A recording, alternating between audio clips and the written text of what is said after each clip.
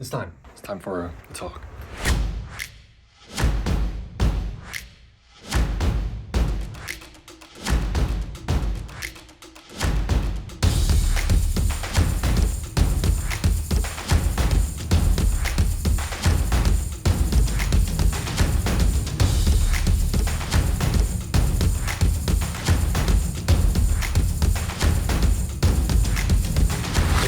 Here's what I really want to say. This is hard. The real issue with this video is that I have been putting it off for so long that I don't even know what I want to say anymore. So finally got the kick in the pants. Mickey's basically told me she's been trying to get me to prioritize this for forever. I said, me too. Why am I not doing it?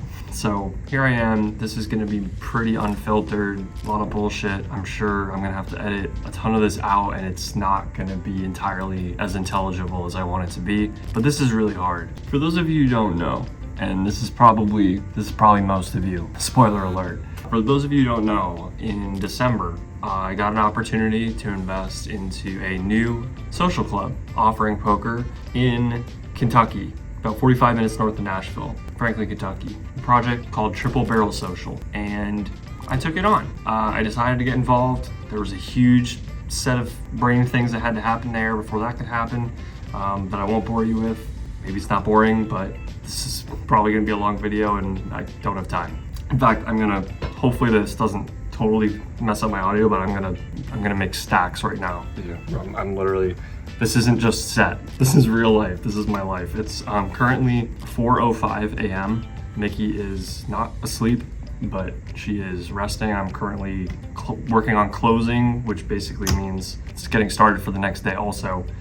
But I'm getting a little ahead of myself here. In December, I got this opportunity and I took it. Because of this opportunity, the whole plan was to come out for the launch, which was March 3rd, 2023. And alongside of that, I was gonna make content, I was gonna promote, I was gonna support, maybe deal a hand or two, and overall just kind of like have a fun time in a new business that I was invested in. That did not go as planned. So basically, it was a shit show. And we had almost no employees. With almost no employees, we had to get very creative and call in favors and call in friends and call in enemies. And I don't actually have enemies. I don't know why I said that. But basically, we were not set up for success. I came on the project super late. I don't feel like I did enough due diligence for several reasons. Mickey's like probably in another room, but like her spidey sense is just like, I was right. So initial plan aside, I was supposed to be here a week and we were not in great shape after the week. So we decided to impromptu extend to 2 weeks. At the end of the 2 weeks, we were still not in great shape, but hey, our dog was with our dog sitter in Las Vegas, who'd been gone for a while. We said, we're going home. And on the way home, we talked about all sorts of stuff. Are we gonna come back out here and help out more? How does that work? Like Mickey has a job. I'm more mobile, but we don't wanna be separated physically. Anyone who doesn't know, we were like at a long distance relationship all through college.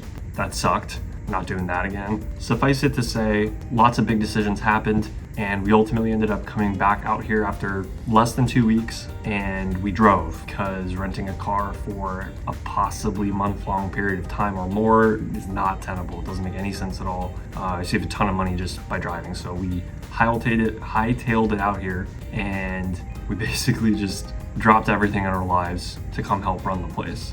And Mickey, by the way, having almost no poker experience prior to this. She knew what beats what. I'm pretty sure she knew what beats what, but maybe not. That was in some ways an exciting time because every day was really important. Every day was super loaded, super meaningful, super purposeful. We were really driven because every decision we made mattered a ton, and we knew it. It was fresh and it was exciting. Fast forward a few months, and a lot of that excitement became a little stale. Just to paint a little bit of a picture, again, right now it is 4:10 in the morning. I've been recording this video because this is like the only downtime that I've realistically had to record in probably months. It is November right now. Keep that in mind, it's November. So we, after a couple months of doing this, living here temporarily, had to just make a call. We had to decide. Are we gonna try to find somebody to do what we're doing? To be here, again, paint a picture, open, hour before open, hour after close, every single day, 5 days a week. Actually, it started out 7 days a week, but that was crazy because the first Tuesdays and Wednesdays that we had, 0 people walked through the door, I'm pretty sure. 5 days a week, probably 60 to 70 open hours a week, tons of hours on our off days. We're gonna try to find somebody to do that and just go back to Vegas? Can the business even survive if we do that?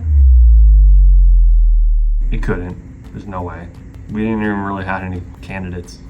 So we had to make an impossible choice. Do we couple with an established life and job in Las Vegas? I didn't have a job, but Mickey did. Whatever my job was. More on that later. Do we pick up our lives and move from Las Vegas to Franklin, Kentucky on a whim, basically, for this business that we had no business being in or running? For some context on me and Mickey, usually when it comes to kind of like bigger decisions, picking a new apartment, specifically picking an area where we live, or job decisions, life decisions, financial decisions, I'm fast. I don't mean that in like a positive, like, oh, I'm so speedy. I mean, just like, I'm more comfortable with my intuition. Doesn't mean it's always right, but I tend to leap more. And Mickey doesn't. She's more deliberate than me, usually, and she weighs her options more. Sometimes that's strength and sometimes it's not. Same thing. We're kind of opposite. We're not opposite people on many things, but this is one thing we're usually opposite on. And her being the one, she's the one who says, I think we have to do this. So that was that. I certainly wasn't gonna say no. We figured it out. Lots of idiotic logistics later. We were living here. Eventually got our dog here, got set up with an apartment, got everything that most normal people would have, except that we spend literally more hours here than we do sleeping, and more hours here than we spend at home not sleeping. Like, the only amount of time that you could consider we spend more time at home is the combination of being at home, sleeping, and or not sleeping. And what's crazy about all of this is that amongst all the madness of having no staff, amongst not really being prepared for this, not really knowing what would go into this, we fucking did it. We're still here. It's November. There are a lot of things about that that are extremely frustrating, but one pretty exciting part about it is that we are still here. There's a lot of stuff that was not so great about the place, and so I kind of need to go on a little bit of a tour with you now to talk about. We can finish up all this later. So when we first got here, we had the tables. The tables looked about the same as they do right now, but these chairs, pretty nice, right? I like them. We didn't have those chairs. We had these chairs. Yep. Not my favorite thing in the world. And by the way, see the walls up here? See that TV? See that TV? See those TVs? And those TVs? I think we had 2 of those. Come here. I'll show you one more TV. That's another TV. I mean, so is that technically. That was a gift. That's a projector screen. That's been there since we got here, except that that was not the projector we had. The projector we had was not the right fit. No, it wasn't bright enough. We did that. We did that. And speaking of the projector screen, watching it is great from the tables, but my favorite place to watch it from is right here. I mean, it's not gonna do it justice on video, but like, we did this. Oh, and I don't know if you noticed, but that pool table right there, that wasn't there. We did that. I'm sure there's about like a dozen or 2 dozen things I'm forgetting. Like, there's easily 30 things that we've done that I don't even mention because they're so fundamental or they're so mundane. This is all like the visible stuff. This is my favorite one though. I have to show you this one. Technically, the place did come with an ATM, but didn't work. And then we got one that worked. This thing was my nemesis. my actual nemesis. It's hard to explain. Again, 100 mundane things, 200 mundane things that we had to deal with. And I don't mean mundane like they were easy. I mean mundane like they were boring. They sucked to work on, but they're still important. And ultimately, it was all of those things that Mickey and I together, and a lot more Mickey than most people think, did to make Triple Barrel Social anything close to what it is today. Now, I don't want you to get twisted. This is not a solo project. We have partners, most notably Adam Rude. He's the one who brought me on the project. He's also a poker vlogger based out of the Nashville area. And fundamentally, he was meant to be more involved in the project, operations of the project. And he was before opening. He's got twins at home. Hard to plan for twins. So real life happened. I know the feeling. Not from a kid's perspective, all right? Don't freak out. Don't freak out. And there were also a ton of employees who were never even supposed to be here, who went above and beyond countless times. We have been understaffed so many of the days that we've been open that I think our members just kind of get used to seeing me or Mickey running around, like literally like running sometimes. So I say all this for a lot of reasons. I haven't really talked about why I'm making this video yet, and I try to avoid too many of the long spiels these days, but I mean, you know, it is me after all. I'm making this for you. For those of you who've been with me from the beginning, from the Madison days, from before I quit my job, my real job, and who want to follow along, know what I'm up to, what's going on with me, whether I'm playing poker. I am playing poker, by the way. I played poker tonight because I'm also doing it for the people who want to follow along what it's like to take a place like this from nothing and hopefully grow it into something great and something that is beneficial to the poker community at large, and see the ins and outs of a place like this that you might not get to see anywhere else. For those of you who just want to maybe see what's going on if you're already a member here, like things I might want to share, announcements. Of course, I'll use this to promote sometimes, but I'm also fundamentally making this video for me, because when I made my first ever YouTube video, that's who it was for.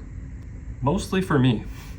It was a journal, it was terrible, and it was awesome. It was me, it was raw, it was real, and when I watch it today, I feel something.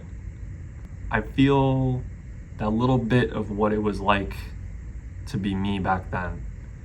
And I'm chronically sleep deprived. I am often in a bad mood. I am often stretched to my limit here. I'm struggling. Maybe it's just that I want that struggle to mean something at a time when it sometimes doesn't feel like it does. But I also want to be able to look back at this time, whether we crush it, whether we fail, whether we give up at some point. I want to be able to look back at now and feel it. Don't you? So I think what I'm trying to say after all that is welcome to season 4 of the vlog.